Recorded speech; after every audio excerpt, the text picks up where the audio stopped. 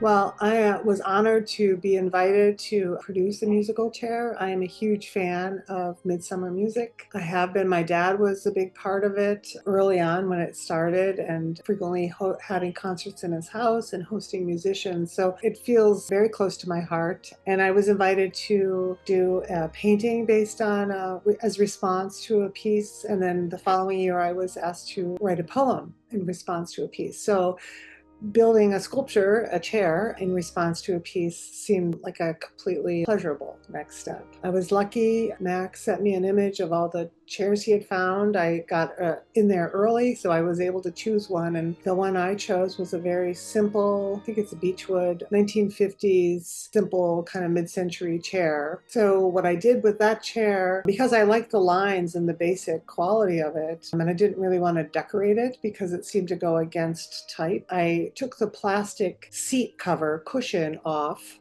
and it had a kind of a faux woven texture. I mean, this probably wasn't a very fancy chair, but it was copying something more stylish. And took the seat off the chair and then flipped it upside down, pressed it into sand, a special sand that we get from Norway. It's an olivine sand. It's very fine. We mix it with bentonite, which is, this is getting into the nuts and bolts of my process, but we mix it with bentonite, which is a volcanic ash, and then it hardens up within the sand as it gets damp and then sifted, and then when it heats up it gets more solid. So we were able to press the chair seat, which was kind of mushy, so actually my husband had to stand on it which was a kind of something that doesn't happen very often in our studio. So we stood on it, and then we pull it out of the sand, so it left an impression, and the sand is very sensitive, so it really was able to capture that woven plaid texture of the plastic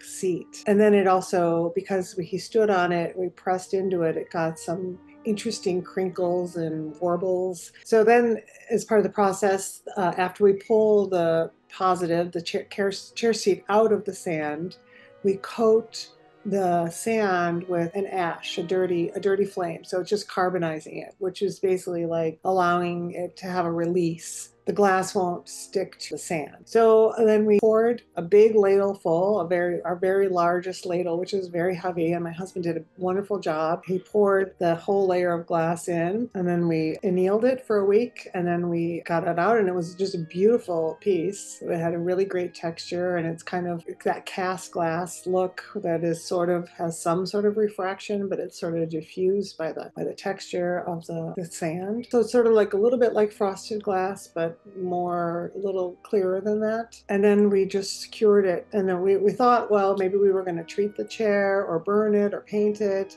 but then the simplicity of the glass with the wood just had such a nice harmony to it that I thought that really spoke about the material quality of both wood and glass, and design and line and texture. So I was very pleased with the chair.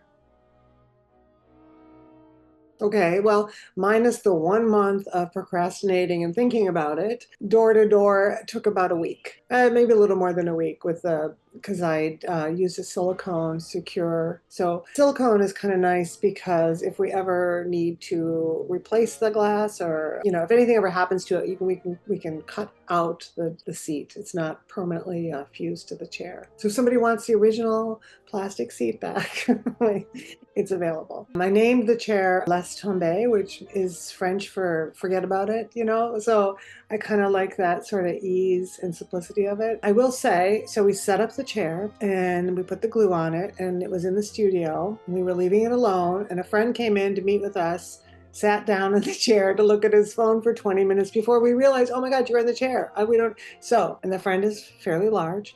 So I will say that the chair is safe to sit in. It actually kind of feels good to sit on it. We want to make sure everyone knows that our chair is secure.